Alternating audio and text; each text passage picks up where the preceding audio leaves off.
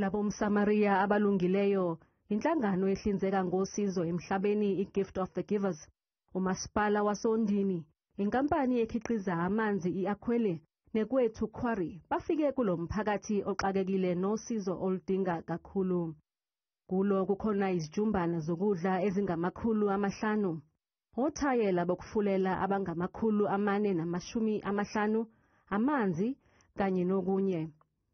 Imeya yasondini uWilson Njangase inxuse uhulumeni ikakhulu wesifundazwe ukuba ungashayi abantu bakwaceza indiva njengoba isimo esifana nalesi singaqali.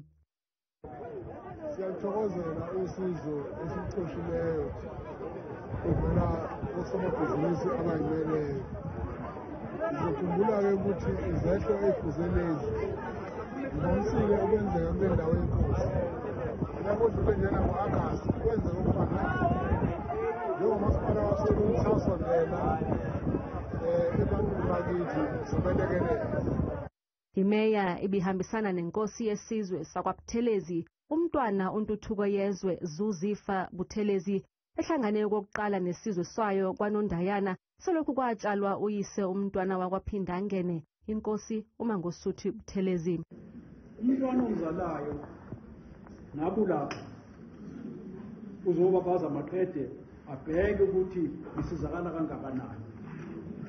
Kodwa yobathi ngisho mashengu ukuthi lokho sekuwele emahlombe ami. Ngihlale ngisho uma ngikhuluma nalapha besisedlebe ngesonto edlule ngithi kwebe mnandi kwesikhathi ngithi ngiyinduna noma ngiyinkosi. Kodwa ufuthi kwesinye isikhathi umbuzo uyawuvela ukuthi inkosi izani uma ungabasiza abantu.